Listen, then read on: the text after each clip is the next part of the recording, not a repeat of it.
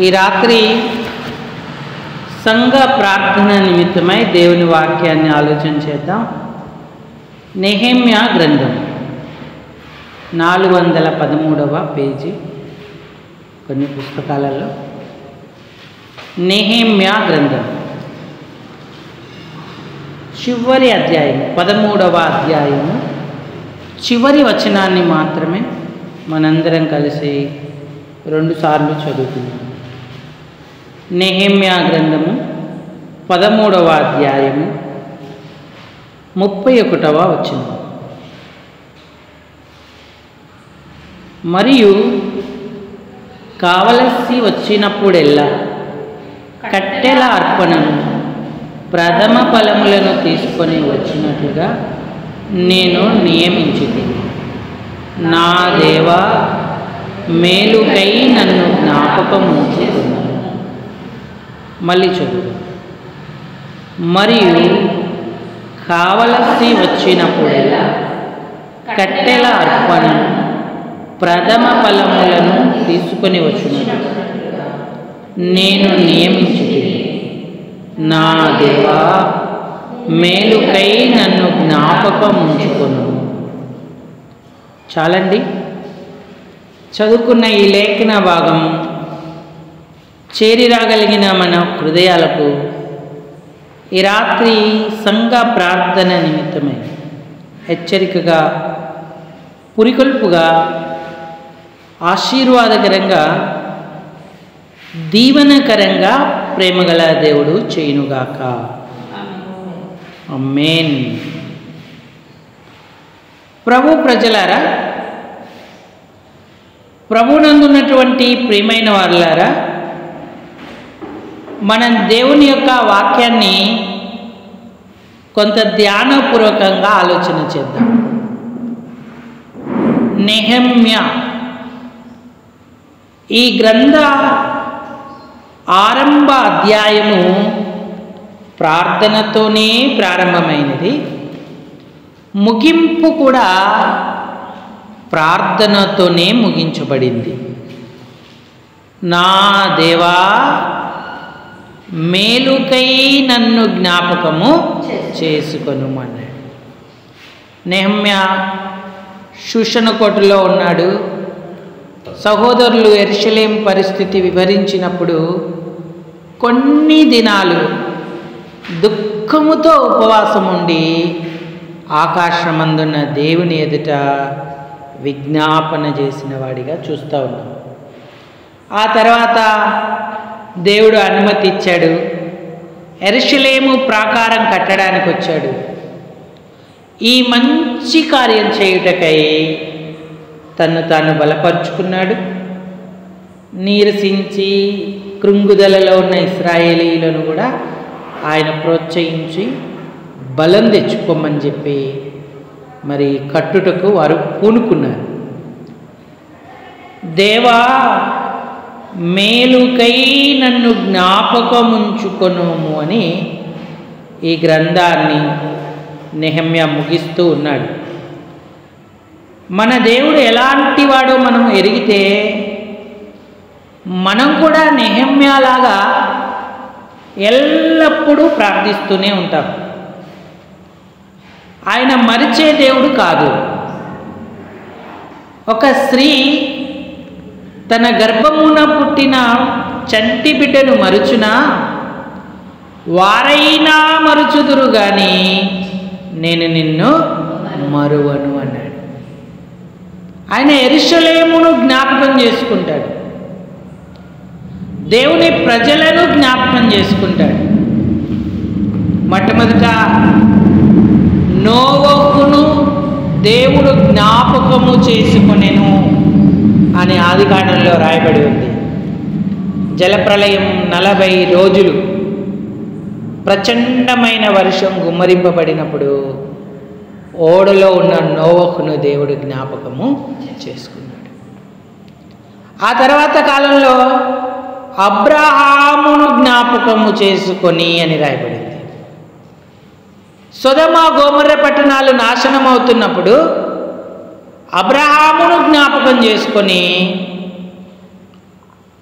ఆ నాశనం మధ్యనున్న లోతును దేవుడు తప్పించాడు, నశించకుండా తప్పించాడు.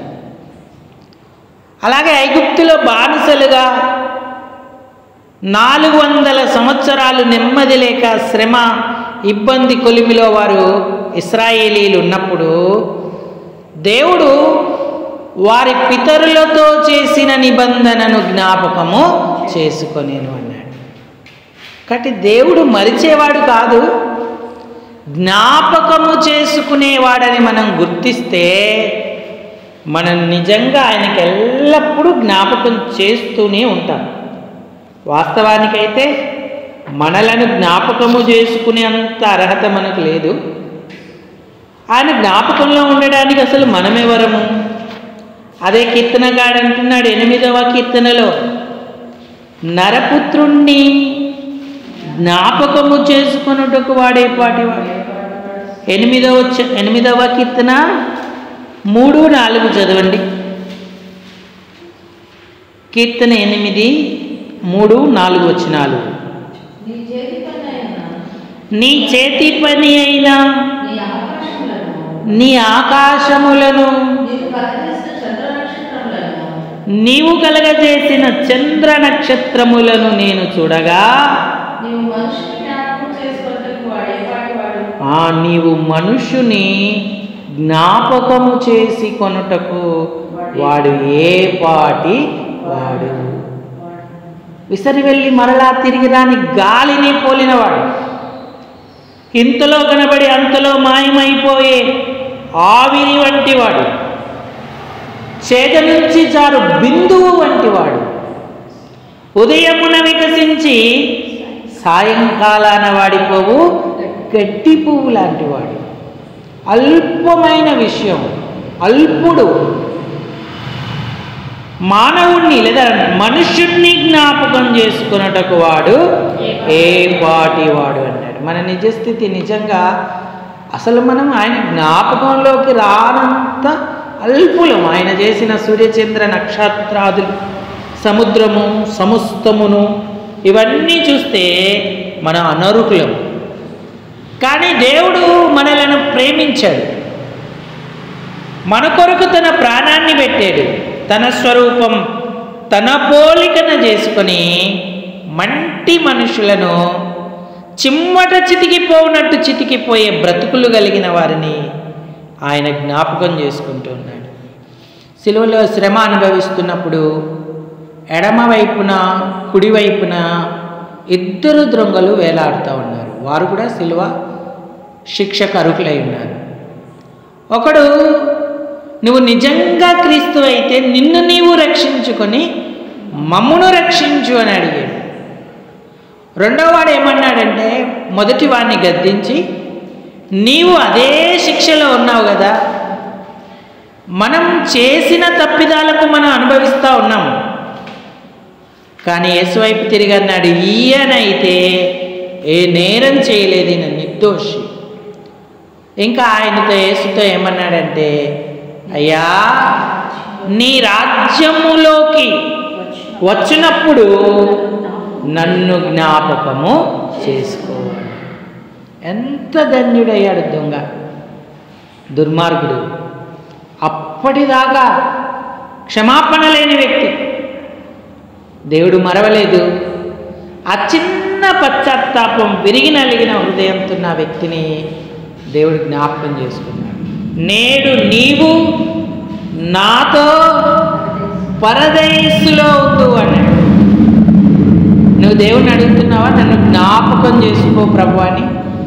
అనర్హులమే, పాపులం, కానీ పశ్చాత్తాపడి నన్ను జ్ఞాపకం చేసుకో ప్రభు, నేనెంతో ఘోర పాపిని అని నువ్వు అడిగినప్పుడు ఆ దొంగ ఎలాగైతే పరలోక రాజ్యంలోకి ప్రవేశించాడో మనం కూడా ప్రవేశిస్తాం.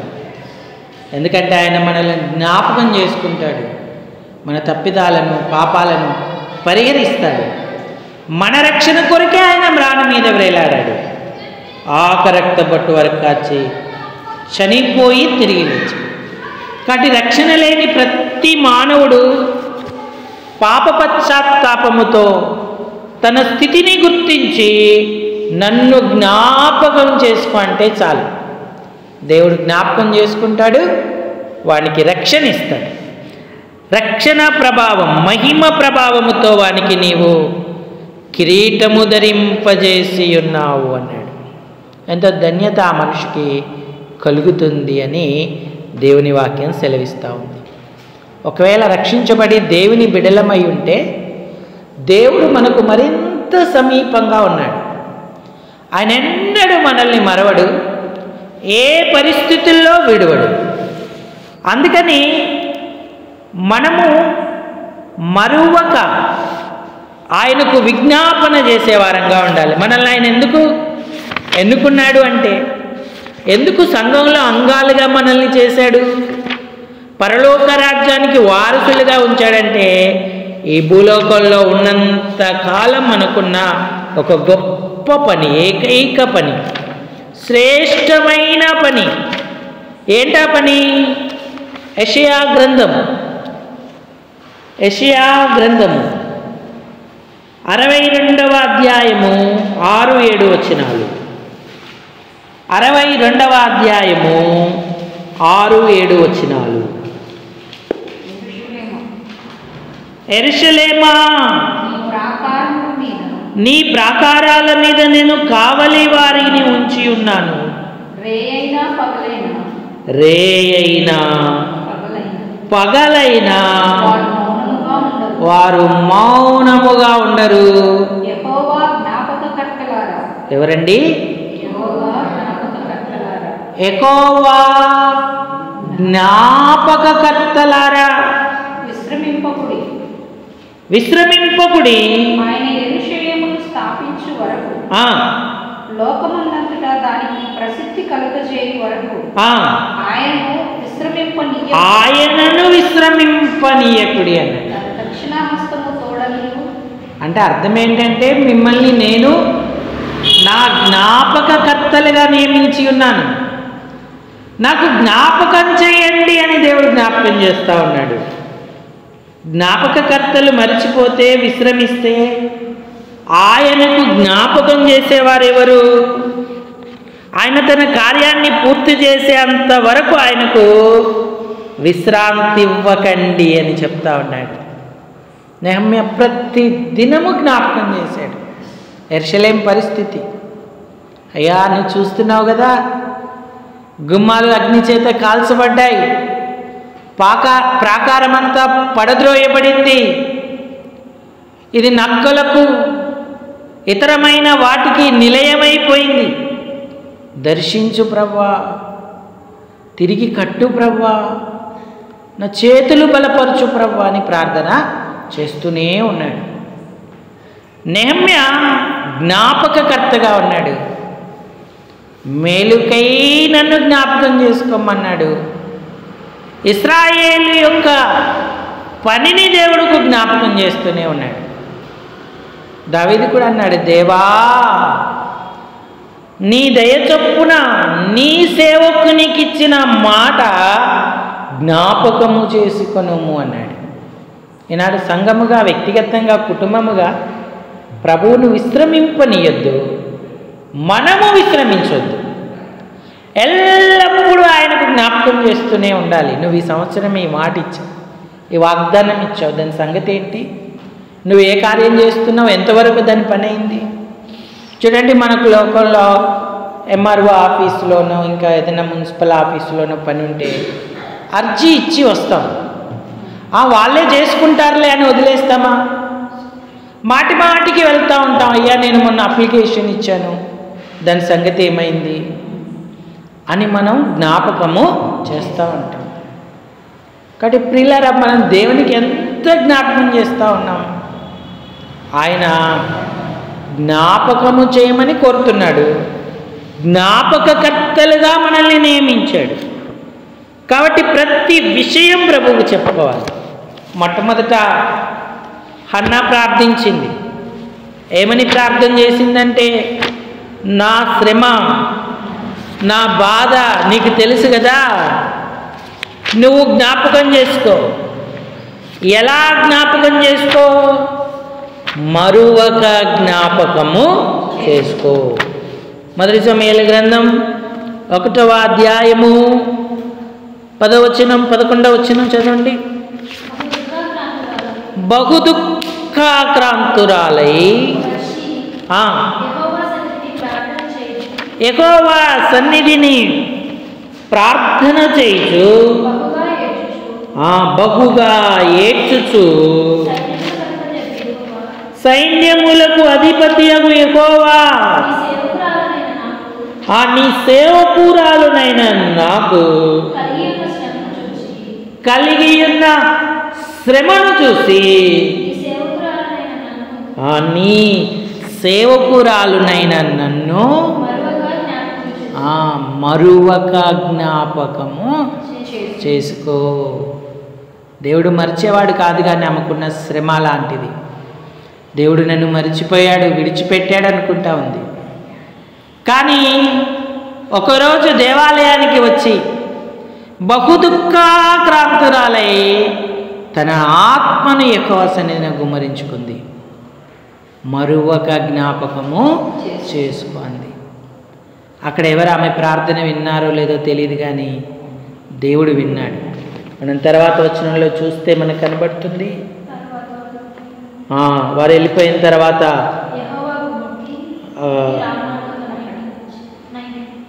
చదవండి మా 19వ వచనం.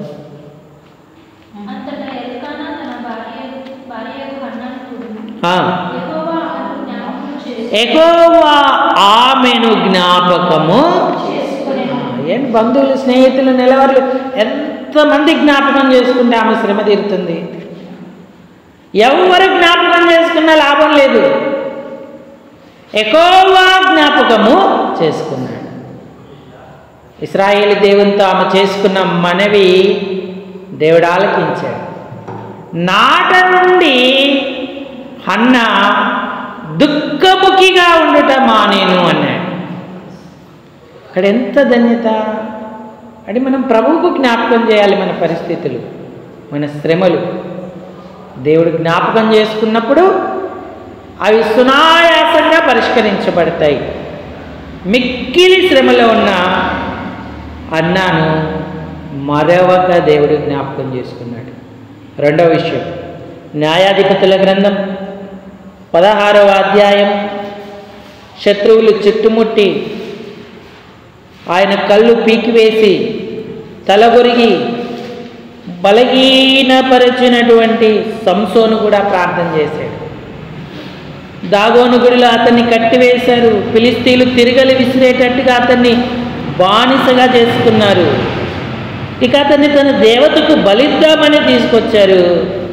ఆయనందరూ ఎగతాళి చేస్తూ ఉన్నారు.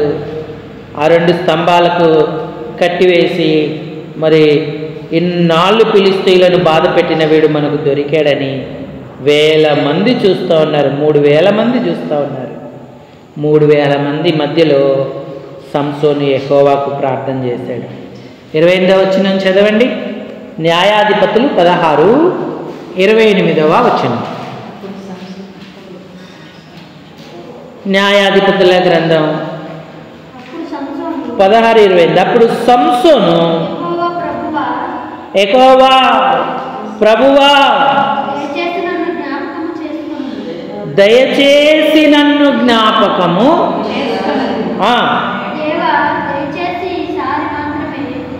దేవా దయచేసి ఈసారి మాత్రమే నన్ను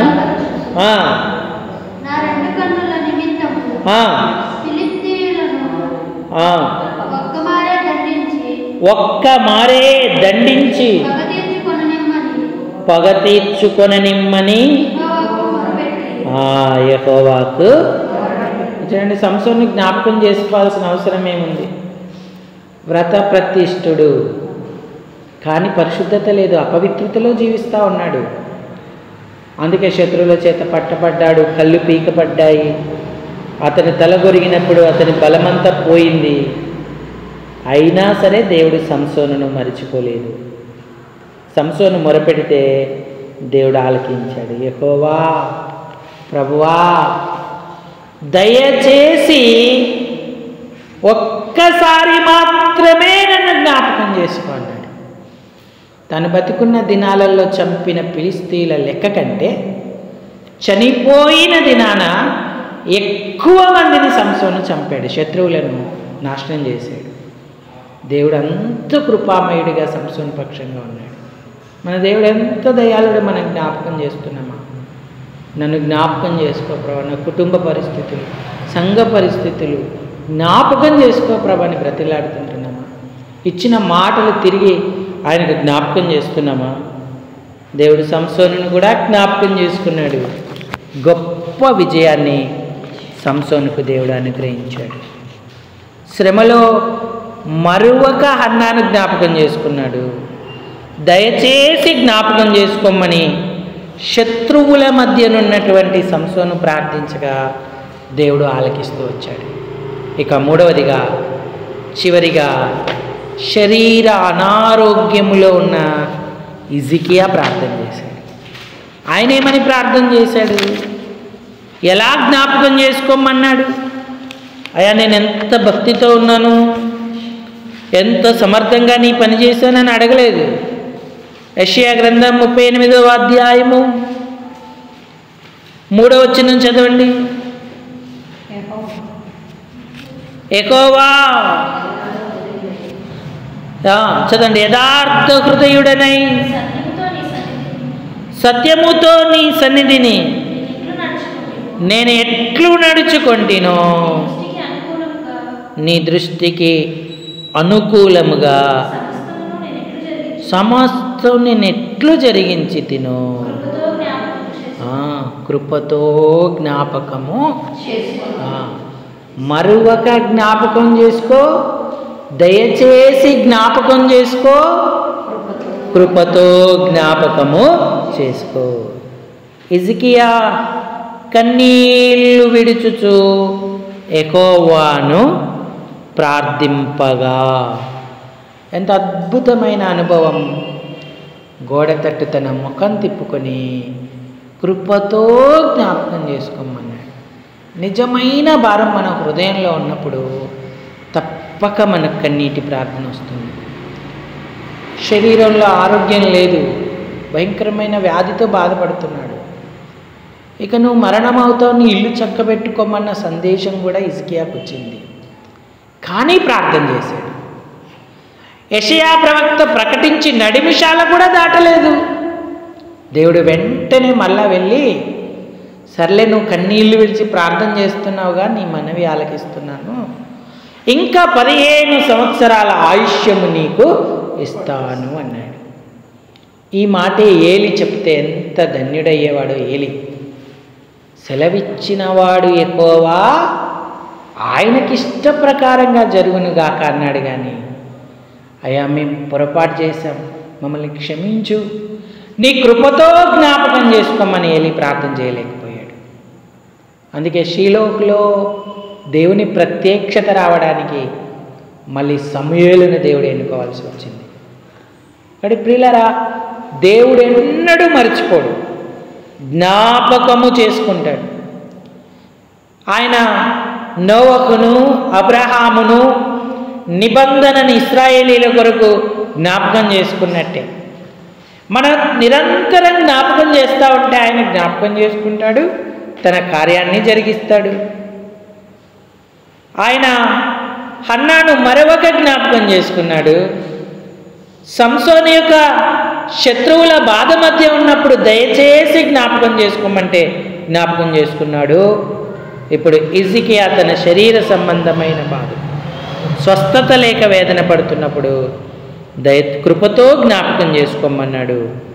దేవుడు జ్ఞాపకం చేసుకున్నాడు, ఆయుష్ ఇచ్చాడు, ఆరోగ్యము ఇచ్చాడు, ఆశీర్వాద ఆనందాలతో హిజ్కియాను నింపాడు. ఎంత దయగలవాడు! అందుకే మనం ఎప్పటికీ జ్ఞాపకం చేసుకోవాలి, ఆయనకు జ్ఞాపకము చేయాలి. సంఘ ప్రార్థనలు, స్త్రీల కూటాలు, రాత్రి ప్రార్థనలు ఇవన్నీ కూడా యెహోవా జ్ఞాపకకర్తల కొరకే. వారు ఆయన సన్నిధికి వచ్చి, అయ్యా నువ్వు ఈ విజ్ఞాపన ఈ వాగ్దానం ఇచ్చావు, ఇదిగో ఈ పరిస్థితి ఇలా ఉంది అని ఆయనకి జ్ఞాపకము చేస్తూ ఉండాలి. అప్పుడు ఆయన కార్యాన్ని చేస్తాడు. ఇశ్రాయేలీల మూలుగు విన్నాడు, నిట్టూర్పు విన్నాడు, వారి దుఃఖములు నాకు తెలిసే ఉన్నవి అన్నాడు. అందుకే నాయకుడిని పంపాడు. కాగా రమ్ము, నా ప్రజలైన ఇశ్రాయేలీయులను తోడుకుపోవలే, ఫరో యొద్దకు రమ్ము అని తీసుకొచ్చాడు. అంటే పిల్లలు, ఈనాడు మనం జ్ఞాపకకర్తల్లాగా ఉంటున్నామా? ఎప్పటికప్పుడు వ్యక్తిగత విషయాలు, కుటుంబ విషయాలు, సంఘ విషయాలు ఆయనకు జ్ఞాపకం చేస్తూ ఉన్నామా? అప్పుడే మనం ధన్యులమవుతాం. నెహమ్యా జ్ఞాపకం చేశాడు, తన గురించి కూడా జ్ఞాపకం చేశాడు. దేవా, మేలుకై నన్ను జ్ఞాపకము చేసుకోమన్నాడు. మరి మంచి గొప్ప వ్యక్తిత్వం కలిగిన దేవుని పిల్లలము మనం ఎందుకు జ్ఞాపకం చేయకుండా ఉంటూ ఉన్నాం? మనం జ్ఞాపకం చేద్దాం. ఈనాళ్ళు నేను ప్రార్థనను నిర్లక్ష్యం చేశానయ్యా, ఒక్కరోజే కదా, ఒక్క వారమే కదా, ఏమవుతుంది అనుకున్నాను, నన్ను క్షమించు. ఎల్లప్పుడూ నీకు సంఘముగా, వ్యక్తిగతంగా, కుటుంబంగా జ్ఞాపకం చేసుకునే భాగ్యం నాకు. మా పితరుల వలె నీ వాగ్దానాలను చేపట్టే ధన్యత ఇవ్వని ప్రభువుని అడుగుదాం. ఈ తలంపులను దేవుడు దీవించునుగాక. అందరూ తలలు వంచి కళ్ళు మూసుకోండి, ప్రార్థనలోకి వెళదాం.